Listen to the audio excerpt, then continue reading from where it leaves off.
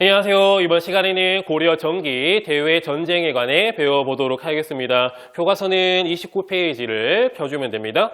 오늘 배울 내용은 크게 두 가지입니다. 첫 번째는 거란의 침입을 물리치는 고려 거란 전쟁에 관한 내용. 두 번째는 여진과의 관계가 변화하면서 고려가 여진족을 정벌하기 위해 별무반을 편성하고 여진족을 쫓아내고 그 지역의 동북 구성을 쌓고, 하지만 이 구성을 다시 여진족에게 돌려주고, 심지어는 시간이 지나 여진족이 세운 금나라와 고려가 군신 관계를 맺는 내용까지 오늘 배워보도록 하겠습니다. 먼저 거란의 침입을 물리치는 고려 거란 전쟁에 관한 내용입니다.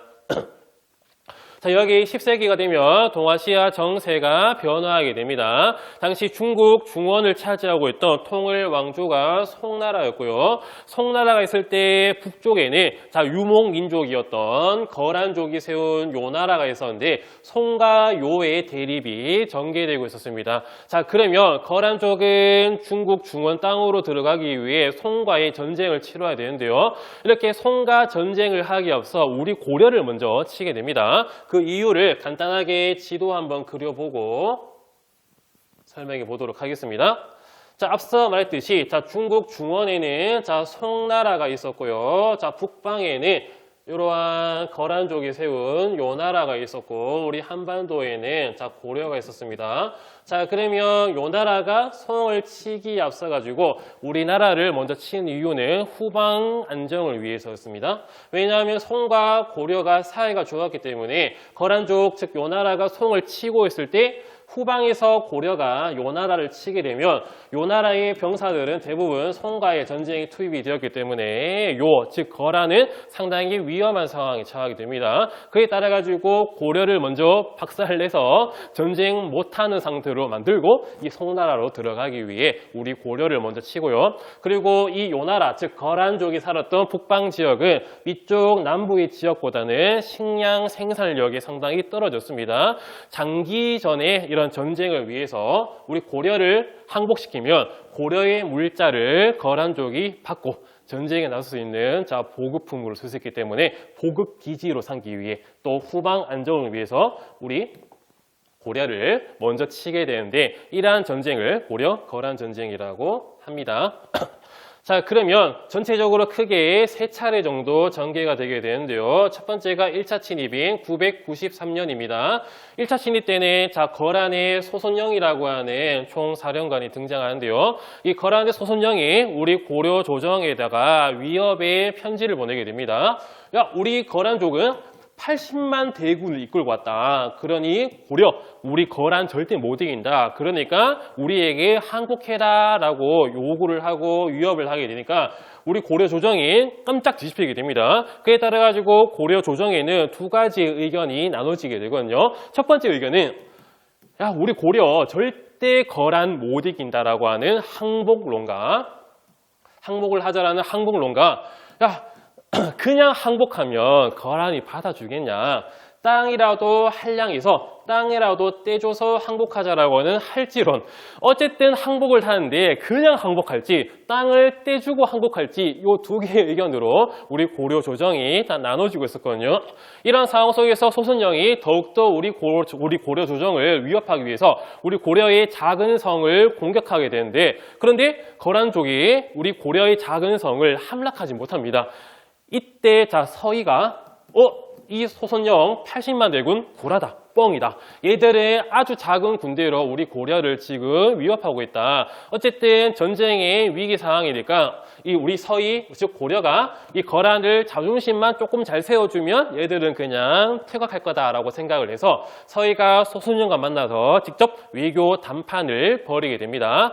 그 결과 이 고려는 거란에게 조공을 바치고 송과의 관계를 끊기로 하고요. 자, 그리고 또 고려는 압록강 동쪽의 여진족을 몰아낼 수 있는 권리를 거란족에게 허락받게 됩니다. 그 결과 고려군이 압록강 동쪽의 여진족을 공격해서 몰아내고 거기다가 6개의 주를 설치하게 되는데요. 이것이 바로 강동육주입니다. 자, 우리나라에서 이 강동육주의 확보가 상당히 큰 의미가 있습니다. 제1차 방어선이 생겼다, 그 의미거든요. 이러한 거란족이든 나중에 뭐 정묘호란, 병자호란 이런 여진족이들 우리나라로 쳐들어올 때 대부분이 압록강 동쪽길을 통해서 내려옵니다. 그러면 왜냐하면 백두산과 그 주변 지역은 개마고원 산이 많았기 때문에 압록강 동쪽으로 무조건 들어오게 되거든요. 그런데 우리 고려가 이 강동 6주를 확보했다는 것은 1차 수비선 라인이 더 확장이 되었다. 이런 의미로 생기게 되고 이 강동 6주 덕분에 2차 침입, 3차 침입을 방어할 수 있는 기반이 마련되기도 했습니다. 어쨌든 시간이 지나서 2차 침입이 1010년도에 다시 전개되게 됩니다. 앞서 말했듯이 고려가 거란에게 조공을 바치고 송과의 관계를 끊기로 약속했었는데 고려가 송과 계속 교류를 하니까 거란이 다시 한 번 더 우리 고려를 침입을 하게 됩니다. 이를 명분 삼아가지고. 근데 이때는 아주 놀라운 일이 벌어집니다. 당시 거란족의 황제가 성종이었군요. 성종이 직접 군대를 이끌고 우리 고려로 쳐들어옵니다. 완전 국가적인 대위기가 벌어지게 되거든요. 그 결과 수도 개경이 함락되고요. 당시 왕이었던 현종은 개경을 버리고 전라도에 있는 나주 지역까지 피난하게 됩니다. 사실상 나라가 멸망 직전까지 가게 되거든요.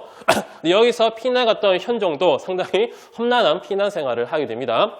여러분들 고려와 조선의 그 중앙 집권의 권력 체계가 상당히 다릅니다. 자, 조선의 중앙 집권 체계가 사실상 완성이 되었기 때문에 조선의 선조가 임진왜란이 벌어지니까 의주로 피난 가게 되거든요. 이때 선조가 피난길에 모든 양반 지방관들이 다 와가지고 선조에게 극진한 대접을 하게 되는데 현종이 있을 때는 아무리 중앙 집권 체계의 과정이 이루어졌지만 호족들이 각 지역에서 상당히 강력한 힘을 떨치는 시기였습니다. 현종이 나주로 가는 과정에서 호족들과 지방관과 일반 백성들이 현종은 왕이 아니라 그냥 돈 많은 사람이에요. 이 현종을 털어먹기 위해서 강도짓을 합니다. 현종이 가는 길에 죽을 뻔한 일도 엄청 많았거든요. 사실상 국가가 상당히 혼란한 멸망 직전까지 갔었는데 이 나라가 퇴각을 하게 됩니다. 왜냐하면 수도 개경을 함락하는 과정에서 주변 성들을 점령 안 하고 바로 다이렉트로 이 개경을 먹어버렸기 때문에 보급선이 끊길 위험이 있습니다. 왜냐하면 보급부대가 이 요나라 본진으로 가다가 고려 주변 성들에서 병력들이 나와서 보급선을 쳐버리면 상당히 위험하기 때문에 그리고 또 심지어 요나라가 퇴각을 하다가 주변 성들의 공격을 받으면 위험하기 때문에 일단은 약식으로 고려 왕의 항복 서신을 받고 돌아가게 됩니다. 그리고 또 고려 왕의 친조를 이 요나라가 약속받게 되거든요. 친조라고 하면 고려 왕 현종이 직접 요나라 땅에 가서 황제에게 절 한번 올리는 게 친조라고 하는데 이러한 항복의 친조까지 받고 이제 거란족이 퇴각을 하게 됩니다. 이러한 퇴각 과정에서 이 양규 등등의 장수의 큰 활약이 전개되게 됩니다. 선생님이 고려 장수 중에서 가장 존경하는 인물이 여기 있는 양규 장군이거든요. 이 양규 장군이 뭐 흥화진 전투라든지 거기에서도 큰 공을 세웠고 요나라 황제가 퇴각하는 길에 수차례 공격을 가해가지고 요나라가 3차 침입 때 엄청난 피해를 입은 상태에서 공격을 할 수 있도록 해준 그런 인물이기도 했습니다. 또 양규가 수많은 고려 백성들을 탈출시키는데요. 포로들을 3만 명 정도 포로들을 탈출시키는 그 전공을 낸 결과 우리 고려가 3차 침입 때 20만 대군으로서 거란을 맞설 수 있는 그런 기반이 되기도 했습니다. 물론 양규, 김숙흥 이런 장군들은 거란군에게 큰 타격을 주었지만 화살을 맞고 죽었다. 이런 아쉬운 기록이 남기도 합니다. 그러다가 약 8년쯤에 거란족의 3차 침입이 전개되게 됩니다. 거란이 강동 6주 반환을 요구하고 고려왕 왜 친조 안 하냐 이런 명분을 삼아가지고 재침입합니다. 이때 총대장 도통이 바로 소배합이거든요. 여기 소송령과 형제 관계였는데요. 이때 당시 강감찬이 크게 활약을 하게 됩니다. 결국은 이런 거란군이 퇴각하는 길에 강감찬의 고려군이 귀주해서 이 거란군을 크게 격파하게 되는데요. 이것이 바로 1019년에 있었던 귀주 대첩입니다. 그 결과 고려, 송, 거란 사이에 세력 균형이 이루어지게 됩니다. 요 나라가 공격을 했지만 고려가 이를 물리치고요. 그리고 또 송과 거란 사이에도 어느 정도의 그런 평화 조약 체계가 이루어졌기 때문에 이러한 전쟁 이후 세력 균형으로 동아시아의 국제 질서가 안정되기도 했습니다.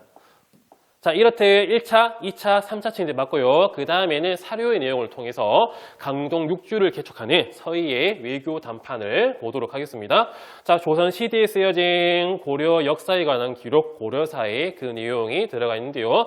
먼저 거란의 장수였던 소손영이 서희와의 외교 담판에서 이런 말을 하게 됩니다. 자, 그대 나라 고려는 신라 땅에서 일어났고 고구려 땅은 우리 거란 땅인데 서들어와 그들이 차지하였다. 또 우리와 국경을 마땅한데도 자 바다를 건너 송을 섬기고 있다. 그런 이유로 오늘 출병이 있게 된 것이니 땅을 떼어주고 자 거란이 와서 머리를 조아리면 고려 너희 무사할 것이다. 협박을 하게 됩니다.